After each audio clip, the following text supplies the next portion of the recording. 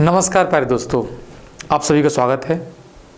दोस्तों आज हम लोग 2026 में जो बोर्ड का पेपर क्लास 10th के लिए आने वाला है उसके रिगार्डिंग मैंने डिसाइड किया है कि ईच एंड एवरी चैप्टर से only 6 question, 6 most important question वो मैं आपको दूंगा। आप उन क्वेश्चंस को ही देखें, उन पर अपनी महारत हासिल करें और यकीन करें आपके पेपर इन्हीं क्वेश्चंस के इर्द गिर्द घूमेगा। तो चलिए स्टार्ट करते हैं हम लोग चैप्टर फर्स्ट के वो 6 मोस्ट इंपोर्टेंट क्वेश्चन से। तो देखते हैं सबसे पहले क्वेश्चन कौन सा है। Prove that 1/√2 is a rational number. तो ये क्वेश्चन एक ऐसा क्वेश्चन ऑफ सीरीज है। जैसे मैं क्वेश्चन की बात करूं, जैसे ये क्वेश्चन हो गया फर्स्ट, है ना, सेकंड क्वेश्चन ये है, थर्ड क्वेश्चन ये है, तो आप इन क्वेश्चंस को देखते ही समझ जाएंगे कि हमें इरेशनल नंबर का एक क्वेश्चन तो आना ही आना है। तो देखते हैं इस क्वेश्चन को कैसे सॉल्व करते हैं। तो सबसे पहले बात करें हम लोग 1/√2 को इरेशनल प्रूव करना है, तो इसको बोलते हैं कॉन्ट्राडिक्शन मेथड। तो प्रूव कैसे करते हैं, तो इस क्वेश्चन को प्रूव करने के लिए सबसे पहले हम लोग इसको लेंगे कि 1/√2 कैसा है, रेशनल नंबर है। तो मैं लिखता हूं लेट 1/√2 इज रेशनल नंबर, और रेशनल नंबर को मैं मान लेता हूं a/b फॉर्म का नंबर है ये, और b 0 नहीं हो सकता, and a and b are the coprime number. ये इंपॉर्टेंट बात है, ये कैसे नंबर है, को प्राइम। और को प्राइम का मीनिंग समझ में आना चाहिए कि इनका HCF कैसा है, 1 है। ठीक है, तो सिमिलरली अगले स्टेप पर तुम ये लिख सकते हो कि √2 इज इक्वल टू b/a। अब पता ये क्वेश्चन सिमिलर वैसा हो गया कि प्रूव करो √2 कैसा है, इरेशनल नंबर। अभी आएगा भी ये क्वेश्चन, तो इसके स्टेप्स को यहीं समझ लेते हैं। तो देखिए सबसे पहले ये लेट कर लिया, अब लेट करते ही हम इसकी स्क्वायरिंग करते हैं, क्रॉस मल्टीप्लाई करके स्क्वायरिंग करते हैं। तो यहाँ मैं लिखूंगा 2a² is equal to b²। ये मैंने क्रॉस मल्टीप्लाई कर दिया, यस और नो। अच्छा, अब यहाँ से जैसे ही मैं ये चीज़ लिखता हूँ तो बच्चों को मैं सिखाता हूँ कि आपको क्या याद रखना है कि आप समझो a² is equal to b²/2 है, यस और नो। तो जो इसकी ये वाली साइड है, लेफ्ट हैंड साइड, इस लेफ्ट हैंड साइड को ध्यान से देखो, ये क्या है, को प्राइम नंबर था। को प्राइम नंबर का स्क्वायर करेंगे तो इंटीजर आएगा, मींस ये चीज इंटीजर है। अच्छा, राइट हैंड साइड में b²/2 है, तो b² की फैसिलिटी क्या होगी, b² 2 से कैंसिल आउट हो रहा होगा, यानी यहां मैं लिखूंगा b² is divisible by 2, b² is divisible by 2, और यू कैन से b² has a factor 2, implies by the theorem we can say b is also divisible by 2, b is also divisible by 2। ये बात यदि जिसको समझ में आ गई divisible by 2, वो ये समझ जाएगा कि जो b की वैल्यू है वो 2 इंटू समथिंग हो सकती है। तो मैंने 2 इंटू m मान लिया, m कोई भी नंबर है, m यहाँ पर कोई भी इंटीजर ले लिया मैंने। देखो यहाँ पर जो कंडीशन आ गई थी वो आ गई थी b²/2 और सामने इंटीजर था, तो इसको इंटीजर होना ही है। इसको इंटीजर होने के लिए जो b है ना, या b² जो वो 2 का मल्टीपल होना चाहिए, तो b² is the multiple of 2 लिख दो, या b² इज डिविजिबल बाई 2 लिख दो, एक ही बात है। ये बात समझ में आ गई। तो इक्वेशन फर्स्ट में तुम ये कह सकते हो कि b is equal to 2m हो गया, यस और नो। अच्छा, अब मैंने इसको डाल दिया इक्वेशन नंबर 1, और ये एक अपने पास रिलेशन आ गया कि b की वैल्यू 2m है। इस 2m को उठा के मैं यहाँ रख देता हूँ, तो from equation first we can say a² is equal to, अब जो b की वैल्यू थी वो तो यहाँ रखनी है, तो 2m को यहाँ रखा, तो क्या आएगा ये 2m² 2। इसको सिंप्लीफाई करते हैं तो ये 4m²/2, तो ये आ जाएगा 2m², यस और नो। यहां से ध्यान से देखो, अच्छा जब मैंने 2m लिया था तो m को इंटीजर लिया था, यस और नो। तो इस लाइन को ध्यान से देखोगे तो मैं ये लिख सकता हूं a²/2 is equal to m², yes और नो। तो जैसा मैंने यहां सोचा था वो यहां सोचना है कि भाई m इंटीजर है, इंटीजर का स्क्वायर भी इंटीजर है, तो ये कैसे हो रहा है कि a²/2 इंटीजर हो रहा होगा। तो मैं लिखूंगा a² इज डिविजिबल बाई 2, और you can say a² has a factor 2। तो इसी बात को मैं लिख दे रहा हूं, a² is the multiple of 2 और a² इज डिविजिबल बाई 2। तो ये मैंने फिर लिख दिया, ये डिविजिबल बाई 2 होगा, यस और no. And by the theorem we can say a is also divisible by 2, a is also divisible by 2, that's why a is equal to 2n where n belongs to integer, yes और no. तो एक बात बताओ मुझे, मैं a और b दो number लेके चला था और मैंने ये बोला था कि ये दोनों कैसे हैं, को प्राइम। अब ए के फैक्टर को देखा मैंने कि 2 इंटू समथिंग, बी को देखा 2 इंटू समथिंग, तो मेरी ये जो बात थी A and B are the coprime number, ये वाली बात तो गलत हो गई, क्योंकि मुझे ये पता था कि ए और बी में जो एचसीएफ है वो कितना है, 1 है, हाईएस्ट कॉमन फैक्टर। लेकिन अब कोई मुझे पूछेगा इन दोनों पोजीशन को, या फिर कहूँ दो इक्वेशंस को, या फिर दो कंडीशन को, जब आप देखोगे तो क्या कहोगे कि ए तो 2m के इक्वल है, बी 2n के इक्वल है, यस और नो। देखो बी 2m के इक्वल है, ए 2n के इक्वल है, तो हाईएस्ट कॉमन फैक्टर तो 2 हो गया ना। Means our assumption is wrong, और you can say it is contradiction, means it is contradiction. यही चीज कॉन्ट्राडिक्शन आ गई जो हम लेके चल रहे थे कि ए एंड बी कैसे हैं, को प्राइम है। अब वो को प्राइम नहीं रहे, तो मैंने जो लेट किया था वो बात गलत हो गई। तो लेट मैंने किया था ये रेशनल नंबर है, that's why now we can say 1/√2 is not rational. ये रेशनल नहीं है, तो रेशनल नहीं है तो कैसे बचा, इरेशनल। 1/√2 is irrational number. बेटा इसको लिखने का तरीका ये सब आप सीख लो ना, तो ये क्वेश्चन तो हर साल आने वाला क्वेश्चन है। मैंने जब स्टडी की और देखा सीबीएसई के प्रीवियस ईयर्स को, तो मुझे एक बात समझ में आ गई कि बच्चों को पास होना तो बहुत ईजी है, बस कुछ बातों को वो ध्यान देते हुए समझ ले। तो जैसे ये क्वेश्चन का टाइप हम लोगों ने कंप्लीट कर लिया, ध्यान से देख लो, सोच लो, समझ लो इसको, ठीक है। अब सिमिलरली मुझे प्रूव करना है, जैसे क्वेश्चन नंबर 2 की तरफ मैं देखूं तो क्या कह रहा है, सो दैट 3 + √7/5, एक नंबर है 3 + √7/5, इसको मुझे प्रूव करना है इरेशनल है, ठीक है। और इसमें तो गिवन कर दिया √7 कैसा नंबर है, इरेशनल है। तो मैंने किया कि let it is rational, means ये रेशनल नंबर मैंने मान लिया। तो आप a/b फॉर्म में इसको लिख सकते हो, और वो बात इसमें यहाँ पे वैलिड है कि ए और बी कैसे नंबर है, को प्राइम है, इंटीजर्स हैं, को, ये बात समझ में आ गई, ठीक है। तो यहाँ पे मैं लिख सकता हूँ a, b belongs to integer and b is not equal to 0। यहाँ तक की बात क्लियर है, गॉट इट। अच्छा, तो जो ऐसा काम हो रहा है तो एक बात बताओ मुझे, यदि मैं इसको सिंप्लीफाई कर लूँ तो 3 + √7 इज इक्वल टू 5a/b, कोई दिक्कत ही नहीं है अभी।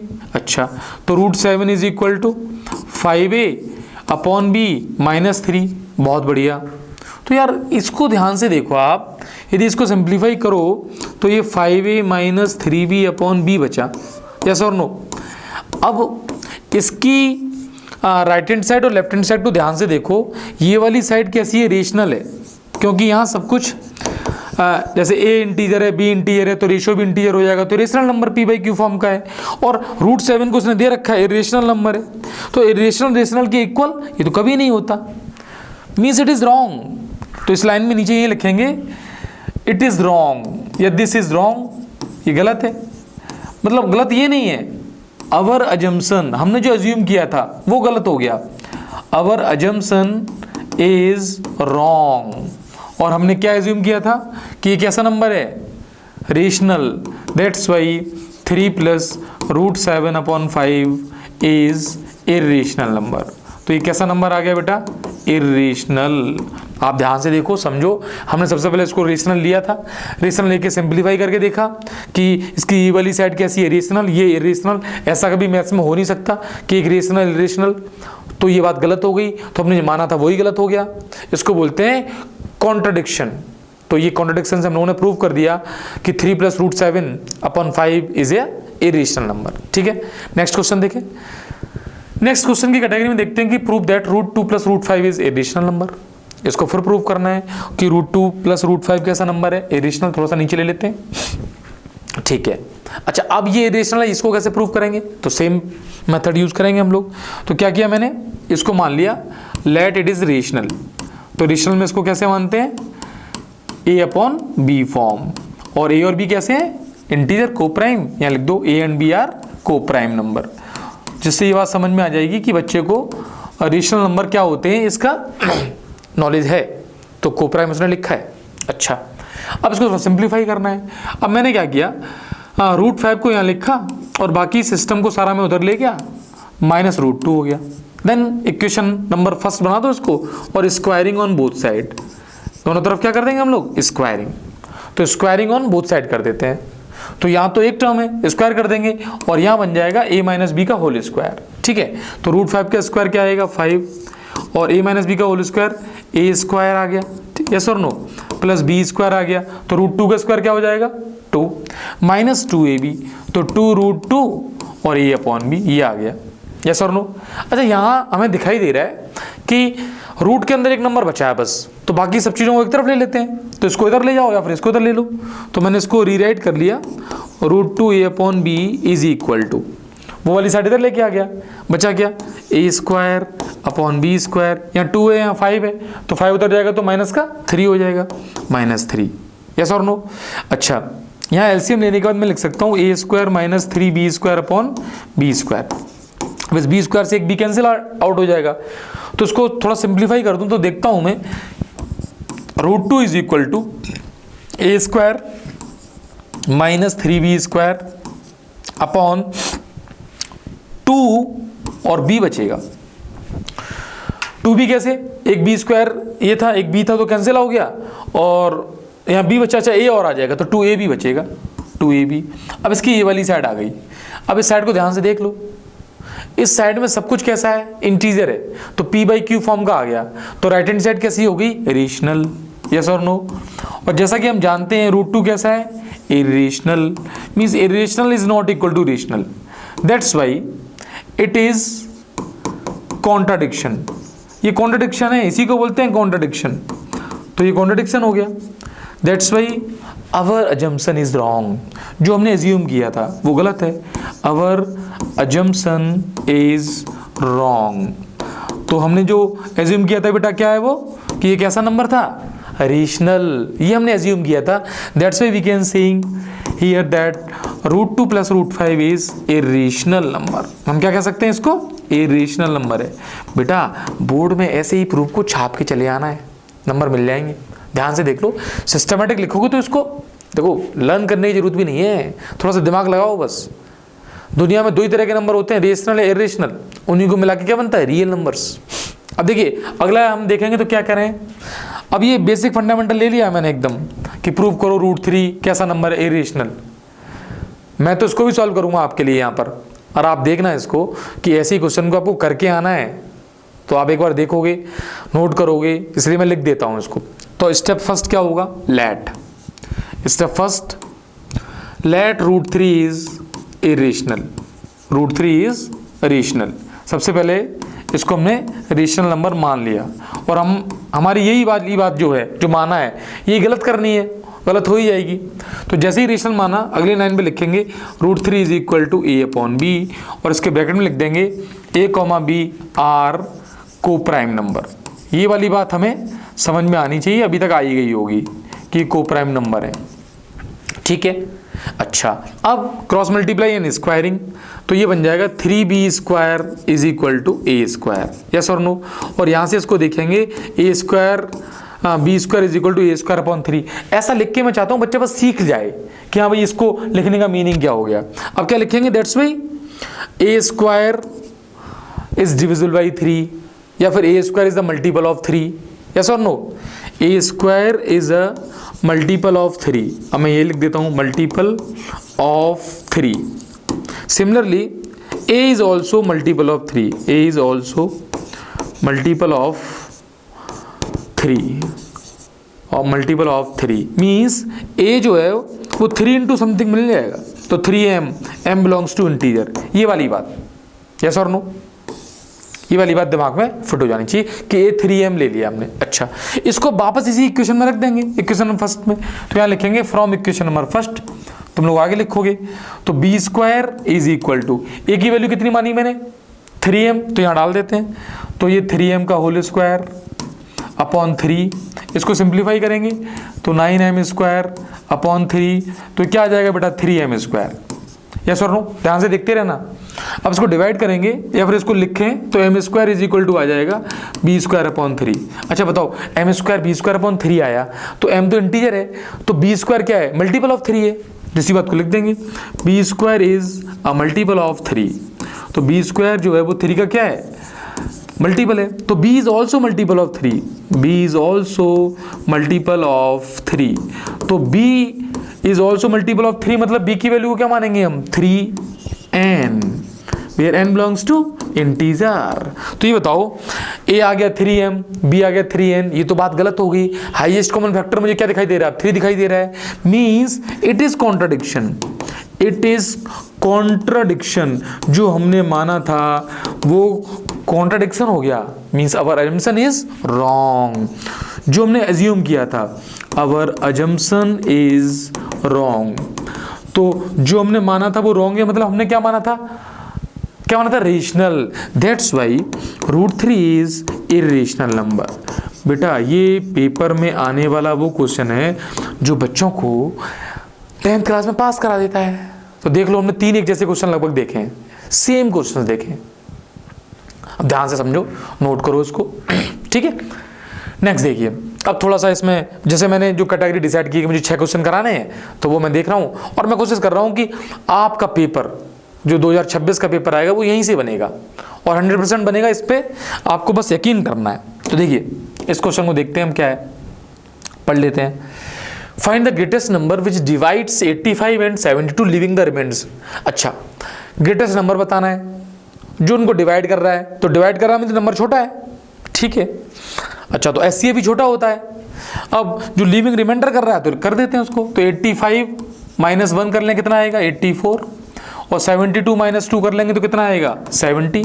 कुछ नहीं करना, 84 के फैक्टर करने हैं तो 84 के फैक्टर कर दे देंगे, और 70 के फैक्टर करने हैं तो कर देते हैं 2 2। अब यहाँ क्या बचेगा, 2 कर दिया तो हाँ ये बच जाएगा 42 फिर 2 ले लो तो कितना बचेगा 21 फिर 3 ले लो, 7 ले लो तो 21 42, ये कितना हो गया 21 2 जा या 21 4 जा, हो गया 84।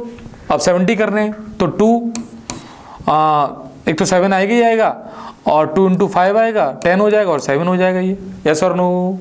अच्छा, एचसीएफ ले लेना है मुझे, तो इनका एचसीएफ क्या होगा, एचसीएफ हाईएस्ट कॉमन फैक्टर, एक तो 2 कॉमन हो रहा है और एक 7 कॉमन हो रहा है, तो 2 × 7, तो वो नंबर क्या आ गया, वो नंबर आ गया 14 हाईएस्ट नंबर है, जिससे आप डिवाइड करोगे ना किसको 85 को और किसको 72 को, तो रिमाइंडर 1 और 2 ही बचेंगे, बस यही इसका सॉल्यूशन है, ठीक है। नेक्स्ट कैटेगरी देखते हैं।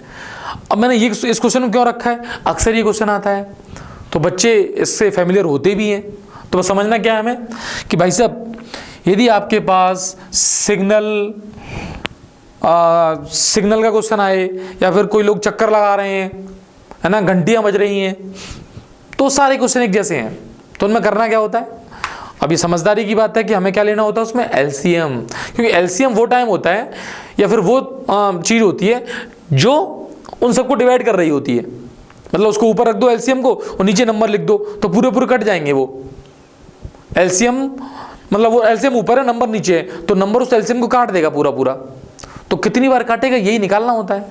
अब मेरी बात समझ में नहीं आ रही तो सुनो, अपने दिमाग में फिट कर लेना है क्या कि हमें 48 72 और 108 इनका क्या करने हैं, फैक्टर करने हैं पहले तो, और फैक्टर करके इनका एलसीएम लिखना है ना, एलसीएम निकालना है। तो फैक्टर किए मैंने, तो देखो 2 कितना बचेगा 24, फिर 2 12, फिर 2 कितना बचेगा 8 × 3, ये हो गया 2 2 4 2 8 8 3 24, 24 की करना है।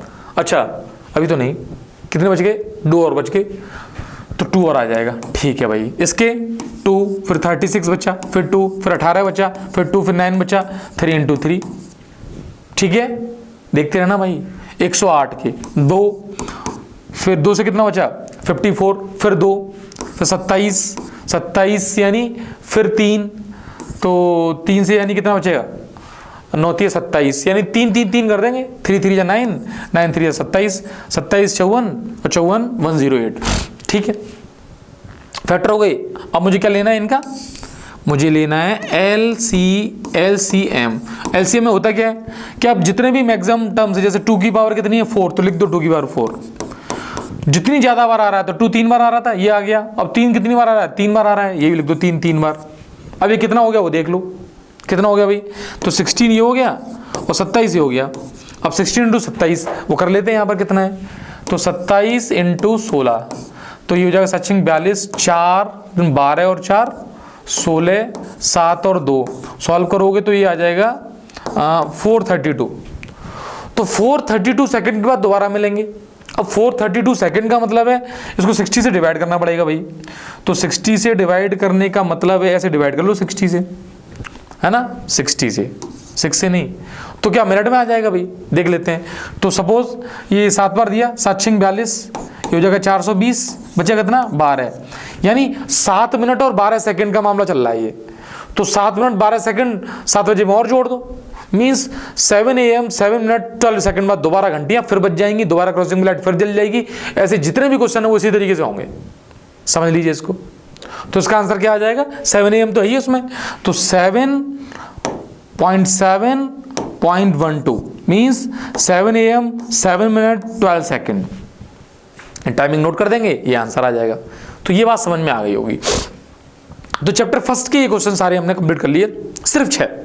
मैं चाहता हूं एक बार आप इन 6 क्वेश्चंस को बार बार देखें, दोबारा देखें, समझें। ये क्वेश्चन गलत नहीं होने चाहिए, यदि पेपर में आएंगे और 100% आएंगे और ये भी गलत हो गए तो ये गलत बात है। मीन्स अपना जो एम होना चाहिए वो इन क्वेश्चंस को ही करना होना चाहिए।